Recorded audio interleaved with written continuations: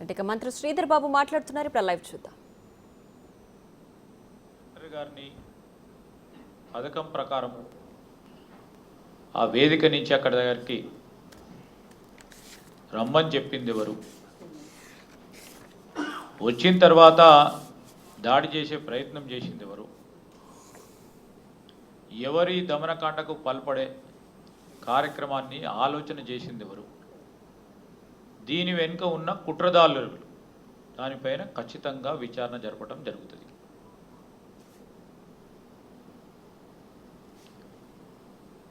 సమగ్ర విచారణ చేసి స్పష్టంగా చెప్తా ఉన్నాం. ప్రభుత్వ యంత్రాంగానికి సంబంధించి ప్రభుత్వం అభివృద్ధికి సంబంధించిన సంక్షేమానికి సంబంధించిన పథకాలను అడ్డుకోవాలని ఎవరు ప్రయత్నం చేసినా ఉపేక్షించేది లేదు. ప్రజాస్వామికమైన పద్ధతిలో అభ్యంతరాలు, అనుమానాలు, అభిప్రాయాలు తెలియజేసుకోవడానికి తప్పకుండా ఒక వేదిక ఉంటుంది. ఆ వేదికను ఏర్పాటు చేసే ప్రయత్నంలో ప్రభుత్వం ప్రజాస్వామికమైన స్ఫూర్తితో ముందుకు వెళ్ళటం జరుగుతుంది. అప్రజాస్వామికంగా రౌడీయిజం, గుండాయిజం చేసి ప్రభుత్వానికి సంబంధించిన యంత్రాంగాన్ని కానీ ప్రభుత్వ అధికారులను బెదిరించిన ఉపేక్షించేది లేదు. స్పష్టంగా ప్రభుత్వ పరంగా అందరికీ మేము తెలియజేయదలుచుకున్నాం. ఈరోజు మీరు అందరం కూడా చూస్తూ ఉన్నాం. ఒక ప్రక్కన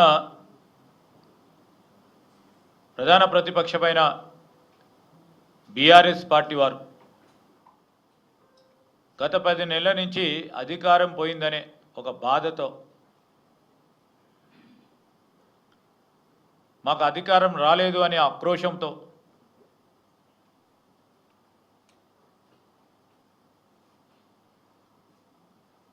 ఏ అభివృద్ధి కార్యక్రమాన్ని మొదలుపెట్టినా, ఏ సంక్షేమ కార్యక్రమాన్ని మొదలుపెట్టినా దాన్ని ఏ విధంగా అడ్డుకోవాలని ప్రయత్నం చేస్తూ ఉన్నారు. ఓ ప్రక్కన 10 నెలల నుంచి సగటున 5,000 మందికి నిరుద్యోగ యువకులకు ఉద్యోగ అవకాశాలు కల్పించే ప్రయత్నంలో సగటున 5,000 మందికి 50,000 పై చిలుకు ఉద్యోగాలను కల్పించడం మా ప్రభుత్వ లక్ష్యంలో భాగంగా కల్పిస్తే, ప్రతి అడుగులో కూడా మేము వేసే ప్రతి అడుగులో అటకాయించే ప్రయత్నం చేసిండ్రు, ఇబ్బంది పెట్టే ప్రయత్నం చేసిండ్రు, న్యాయపరమైన చిక్కులు తీసుకొచ్చే ప్రయత్నం చేసిండ్రు.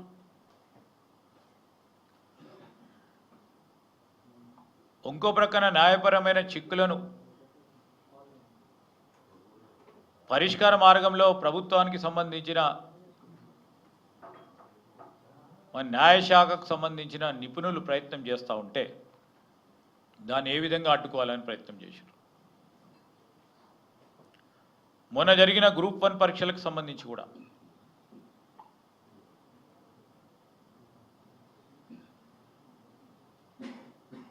తెలంగాణ రాష్ట్రం ఏర్పడ్డ తర్వాత మొట్టమొదటిసారిగా ఎగ్జామ్ జరుగుతూ ఉన్నాయి, గ్రూప్ 1 పరీక్షలు. దాన్ని కూడా అడ్డుకుంటే నిరంతరము 10 సంవత్సరాల పైచిలకు వెయిట్ చేస్తూ ఉన్న ఈ ఎగ్జామ్స్ కోసం వెయిట్ చేస్తూ ఉన్న నిరుద్యోగ యువకులకు మేము అధికారులు కావాలే ఈ రాష్ట్రంలో అని అనుకున్న మన అన్నకో, తమ్ముడికో, అక్కకో, చెల్లెకో అవకాశం కలుగుతుందని ఆలోచన చేయకుండా దాన్ని ఏదో విధంగా అడ్డుకోవాలని ప్రయత్నం చేశారు. అన్ని అవరోధాలను సృష్టించే ప్రయత్నం జరుగుతూ ఉన్న సందర్భం ఇది.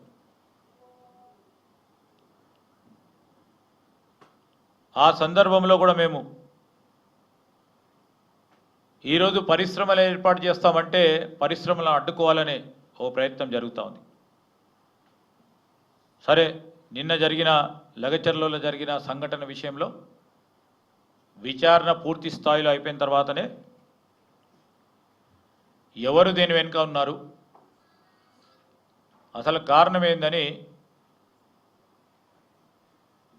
మన రాష్ట్ర ప్రజలకు తెలియజేస్తాం. తెలంగాణ రాష్ట్రం వచ్చింది, రాష్ట్ర ఏర్పాటులో మనం అందరం అనుకొని రాష్ట్రం దేశంలో ప్రపంచంలో అగ్రగామిగా ఉండాలనే ఆలోచన దృక్పథంతో ఆనాడు ప్రతిపక్షంలో ఉన్న కాంగ్రెస్ పార్టీ కానీ ఆనాడు ఉన్న టీఆర్ఎస్ పార్టీ మొదలుపెట్టిన ఏదైనా కార్యక్రమాలు ఉంటే ఎక్కడ కూడా మేము అడ్డుతగలలే. అభిప్రాయాలు ఉంటే తెలియజేసేందుకు ప్రయత్నం చేసినాం, మా సూచనలు ఉంటే తెలియజేసే ప్రయత్నం చేసినాం. ఎక్కడైనా మొండితనంతో ఆనాడున్న టీఆర్ఎస్ పార్టీ ప్రభుత్వం వినకుండుంటే న్యాయపరంగా పోరాటం చేసడానికి ప్రయత్నం చేసినాం. కానీ ఈరోజు వారు అన్ని ప్రయత్నాలు చేస్తూ ఉన్నారు. అభిప్రాయాలను తెలియజేయాలంటే మేము వారి అభిప్రాయాలను సాదరంగా స్వీకరించడానికి అన్ని తీరుల ఏర్పాట్లు చేస్తాం. అనేక పరిశ్రమలకు సంబంధించిన అంశం వచ్చినప్పుడు మన రాష్ట్ర ప్రగతికి చాలా ముఖ్యం పరిశ్రమలు అనేది. వాటి విషయంలో ఎక్కడ కూడా అప్పుడు జోక్యం చేసుకోలే.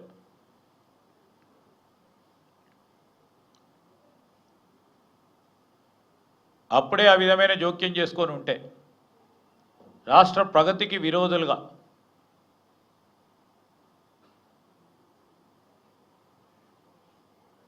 ఉండే ప్రమాదం ఉండే. కానీ కాంగ్రెస్ పార్టీ పక్షాన తెలంగాణ రాష్ట్రం అన్ని రంగాల్లో ముందంజలో ఉండాలనే ఒక ఆలోచన దృక్పథంతో రాజకీయాల పరంగా మన సిద్ధాంతాల పరంగా వేరుగా ఉన్నా మా సిద్ధాంతం ఇది, ఈ విధంగా ముందుకు పోవాలని ఆలోచన చేశాను తప్ప ఎట్టి పరిస్థితుల్లో దీన్ని అడ్డుకోవాలి, దీన్ని ఆపు చేయాలనే ప్రయత్నం ఎప్పుడు చేయలేదు.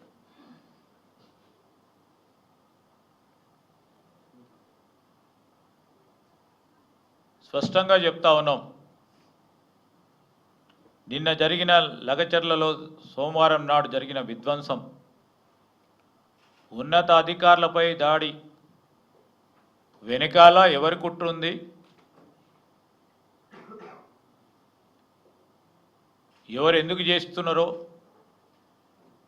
ఎవరు ఈ రాష్ట్రానికి పరిశ్రమలు రావద్దని చేస్తూ ఉన్నారో, అభివృద్ధి కావద్దని ఆలోచన చేస్తూ ఉన్నారో,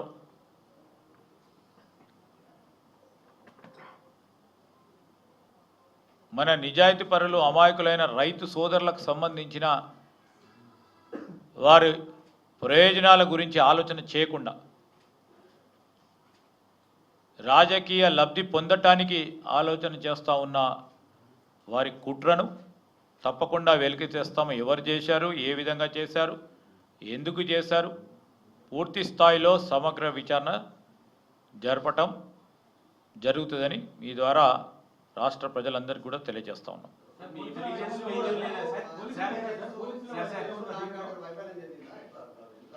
ఈరోజు మా విచారణలో ఎవరి వైఫల్యం ఎందుకు జరిగింది అనే దాంట్లో ఆ కోణం నుంచి కూడా ఎక్కడైనా వైఫల్యం చెందితే వారిపైన కూడా యాక్షన్ తీసుకోవడం జరుగుతుంది.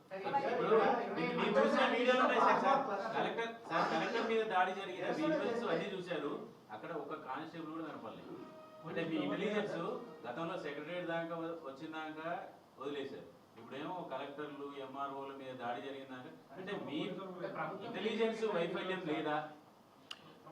ఇప్పుడు ఎక్కడ వైఫల్యం జరిగింది, యంత్రాంగం విషయంలో వైఫల్యం ఎక్కడ జరిగిందో ఆ విషయంలో కూడా తప్పకుండా సమీక్ష చేస్తాం, విచారణ పూర్తి స్థాయిలో చేస్తాం. చిన్న స్థాయి నుంచి పై స్థాయికి ఇంటెలిజెన్స్ కానీ, మరి లా ఎన్ఫోర్స్మెంట్ పోలీస్ మెషినరీ విషయంలో కానీ, ఒక డిస్ట్రిక్ట్ మెజిస్ట్రేటు ఇతర ఉన్నతాధికారులకు సంబంధించిన అంశం అక్కడ స్పష్టంగా వారు ప్రాక్టికల్గా ప్రజెన్స్గా ఉన్నప్పుడు అక్కడ ఎంతమంది అధికారులు ఉన్నారు, ఏ విధమైన పర్యవేక్షణ జరిగింది, ఎంతమందిని సిబ్బందిని అక్కడ పెట్టడం జరిగింది, ప్రజాస్వామికంగా శాంతియుతంగా పోలీసు లేకుండా చేద్దామనే ఆలోచన కలెక్టర్ దగ్గర ఉండేనా? ఒక మంచి ఆలోచన కలెక్టర్ గారు ప్రదర్శించినప్పుడు పోలీసులు ఉండకూడదు, ఎక్కువ మంది ప్రజాస్వామికంగా అభిప్రాయాలను తీసుకోవాలని ఆలోచన చేస్తా ఉన్నప్పుడు ఓ మంచి ఆలోచన అది. దాన్ని ఇతర మిత్రులు దీన్ని భగ్నం చేయాలనే ఆలోచన ఉంటే ఆ కోణంలో ఆలోచన చేస్తాం, ఈ కోణంలో కూడా ఆలోచన చేస్తాం. ఇప్పుడు వేరే వాళ్ళు దాన్ని అడ్డుకోవాలనే ప్రయత్నం చేస్తున్నప్పుడు ఇంటెలిజెన్స్ చేసే పని అది కదా సార్, ఇలా జరగబోతుంది అని చెప్పి కలెక్టర్ మంచి ఉద్దేశంతో పోవచ్చు. లాస్ట్కి కలెక్టర్ కూడా చెప్పాడు మా రైతులే మన రైతులే అని చెప్పి, ఆయన విచారాన్ని యాక్సెప్ట్ చేయాల్సిందే. కానీ మీ ఇంటెలిజెన్స్ అక్కడ ఒకటి జరుగుతుంది ఒకటి జరగబోతుంది అనే విషయం తెలుసుకోకపోతే మరి ప్రభుత్వాన్ని ఏం నడుతున్నట్టు? డెఫినెట్లీ ఎక్కడ లోపం జరిగిందో మేము వెనకాడబోము. ఎందుకంటే వి విల్ ఆల్సో మేము ప్రభుత్వం సంబంధించిన యంత్రాంగానికి సంబంధించిన అంశం విషయంలో లా అండ్ ఆర్డర్ విషయంలో ఒక స్పష్టతతో ముందుకు పోవాలనే ఆలోచనతో ముఖ్యమంత్రి గారు, స్వయాన హోంమంత్రి గారు కూడా వారు అనేక సందర్భాల్లో చెప్పినది, ఏ కోశాన్న కూడా లా అండ్ ఆర్డర్ ఈ రాష్ట్రంలో దెబ్బ తినొద్దు, శాంతియుతంగమైన వాతావరణం